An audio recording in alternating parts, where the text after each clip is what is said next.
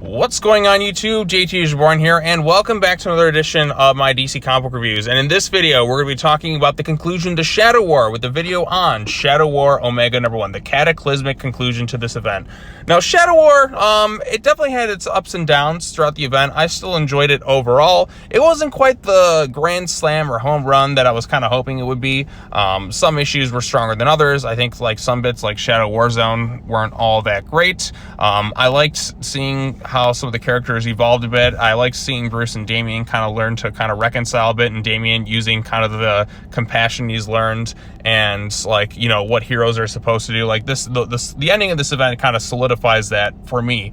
Hopefully no other writers kind of come in afterwards and kind of like mess that up, but there is some maturity shown with his character, and I thought that was good. And there's also a good thing that happens with Talia in here, and also the revelation that the villain of this whole event was Brion Markov, I think makes the character a lot more interesting, because I feel like he is totally justifiable in his motivations given everything that's happened. Yeah, there's some collateral damage in the thing, but it's totally like his reasons and everything makes sense for what he's doing. I mean, this event just definitely shows that a lot of people have done a lot of wrong things, and you know, not everybody's like squeaky clean, even from all sides. Like Batman's not squeaky clean, Damian's definitely not squeaky clean, Talia and all that are not squeaky clean. Slade certainly is more of a villain in this thing than ever. Some bits I didn't quite like. I feel like Respawn was just a pawn in this thing. He never really got a chance to you know, kind of live his life, and I feel like it was kind of a bit of a waste of the character. He's just there to further, like, you know, Slade's narrative towards becoming a villain here. But there's also things that it does to kind of set up Dark Crisis and teases for other things that might be kind of lingering and going on in the background. So let's talk about this thing. So Brion, like I said, goes over his motivations given what happened to Markovia with the whole event Leviathan thing, which I never quite read, but there's a bit of a recap here. So he has a reason to hate the Al Ghuls given all the stuff that happened to his country, all the decimation. Everyone else just kind of caused like hell for him. Also, I should point out that this issue was written by Joshua Williamson, art by Steven Segovia, Mike Henderson, and Howard Porter. So a lot of people worked on this particular issue. So like I said, we see Brion, Geo-Force with Batman, Talia, Damian, and Rose.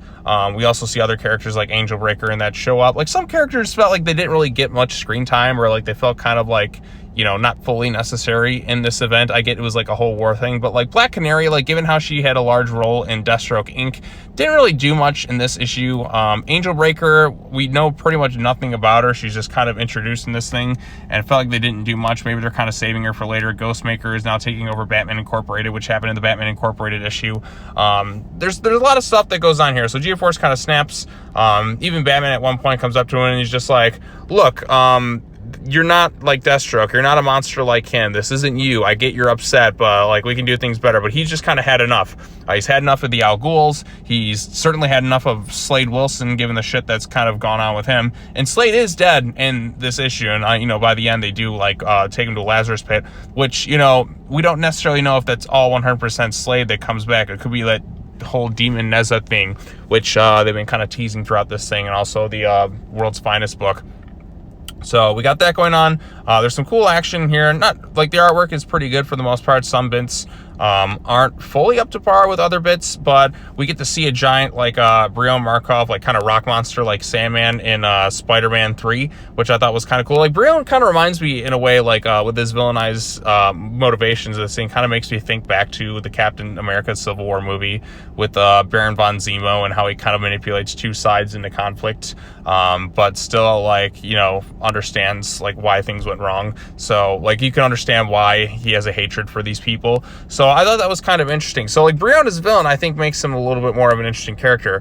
So yeah, like I said, there's this big conflict. Damian goes in there. Brion's talking about all the stuff that's been going on, all the actions that his parents, like all the stuff that Roz and Talia kind of put him through. But like Damian points out that like it doesn't matter who they were. You kill people, your actions led to the death of others, people who never had a chance, which he mentions Respawn here, and you call yourself a hero. Heroes don't kill. So this is a good defining character moment for him. Heroes don't kill, which, you know, Damian did kill people in this event, but like I said, the whole extra lives thing, and even kind of realizing like, okay, that's all wrong. And even he kind of talks about like how we all have to kind of work on some of our past mistakes. So there's good moments for him in this thing, ultimately showing like his heroic side. And ultimately that's kind of what gets to his mom. Like Batman's ready to try and stop her. Talia has Brion's like has a knife at his throat. She wants vengeance. for what happened to his father. And she goes on about that, and Damien's like, because of your actions, but he was far from innocent. So nobody is quite in the good with this particular issue, and Damien understands that. He's like, look at this. We all have to pay for our actions. We've done terrible things, and you've done terrible things. We may have lost all this stuff, but this cycle of violence basically has to come to an end. Talia's like, but we lost everything. She doesn't even understand, after all Roz kind of did to her and all the terrible stuff that's happened, like, in some ways, like, why do I feel so sad? I don't know why. Nothing's quite making sense. She's like, everything's been taken from me, and that, like, we always have each other. Please, Mom, it's time. And she throws down the sword, which finally, after all these years, I hope this is a pretty good sign for a character. She throws down the sword. It's kind of over. And even then, she still kind of kicks Brion here. So like I said, Brion is not, like, his motivations are justifiable, in my humble opinion, why he hates them. He went to extreme lengths, and maybe it wasn't the right call. But, like, nobody is quite 100% in the good with this thing. And, yeah, Damien shows bias towards his mother for what happened. Because, like I said, that's his mom. He definitely has, like, some compassion towards her. But he ultimately shows mercy to Brion. Yeah, he knocks him out for what he was doing. I mean, there's people that he cares about kind of in, like, the line of fire.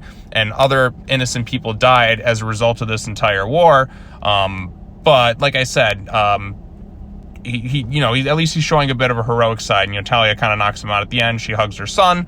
Brion is taken into custody. Rose is off because Slade's body was taken away by, the society or whatever, like the Deathstroke Incorporated people.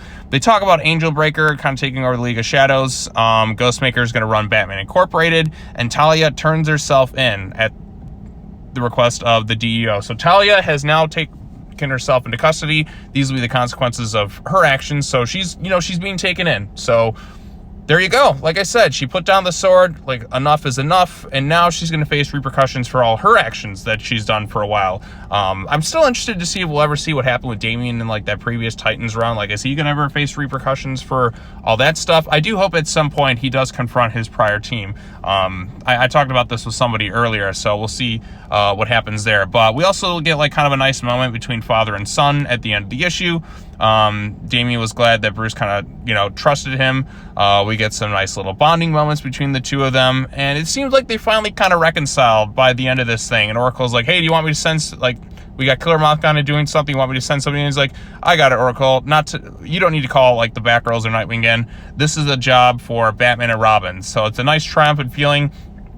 After 14 issues, an entire year, they're finally on the same page. So it seems like they reconciled. Yeah, they have their past issues with each other, but things are going to ultimately be okay with these two characters. So I'm glad for that. Like, I think this is finally a good moment. We can finally move past this thing. Yeah, we have that whole Batman versus Robin event that's supposed to come out in September, but in my humble opinion, that's just a clickbait title, kind of like how the Batman versus Robin movie is going to be. I think Damien's going to end up being possessed by that demon Neza, which we get teases for potentially in this thing. So Slade gets dropped into this whole Lazarus Pit thing. Something mysterious is kind of happening here. Like I said, throughout this run and other books, they've been teasing this demon known as Neza, the Lazarus Pit demon, and basically Slade's like, I have a new contract, we're killing everybody. So it looks like Dark Crisis is about to begin. Slade's gonna be one of the main villains of that thing, and he's about to go, like, effing crazy. So like I said, Shadow War, it was a bit of an uneven event at times. There's definitely a lot of good stuff. I like some of the character moments. I like the reconciliation. I like the fact that Talia throws down the sword. It's like, enough is enough. Like, the cycle of, like, vengeance and violence kind of finally has to come to an end. I like some of the teases. I like the interesting motivations from Brion Markov. Like I said, I think it makes it more interesting. He's being trapped in Belle Reve now, so we'll see what they end up doing with him. I don't know if he'll be stuck in the Suicide Squad or something like that, but it'll be interesting to see what they do with Brion Markov after all the stuff that's kind of happened to him and his family. Slade obviously is going to be in Dark Crisis, which starts next week, and I'll be covering some issues that are kind of correlated to that today. Damien, like I said, good heroic moments. This cements him back on the path of fully heroic. Heroes don't kill. I just hope the next writer that comes in doesn't immediately kind of be like, well, we just spent all this time growing. Let's throw that away. No, this is a cementing issue. You can't go back on it now at this point. You have to only move forward. So I like his maturity showcased in this issue. That wasn't in, previous runs. So that's good. That's all good stuff. Him reconciling, Talia turning herself in, I think is a good thing. And then maybe we'll see what she does from there.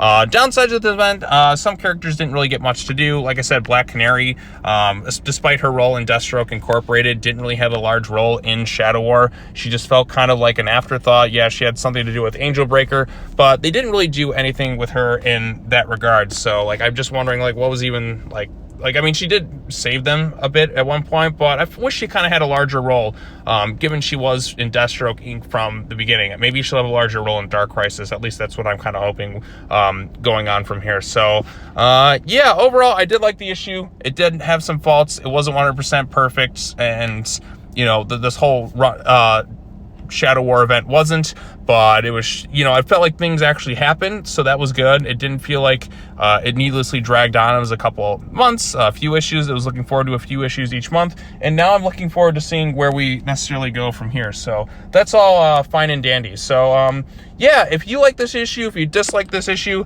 tell me your thoughts on it in the comment section down below. Be sure to hit the bell for notifications. Subscribe to the YouTube channel for more content. And yeah, I will see you all next time.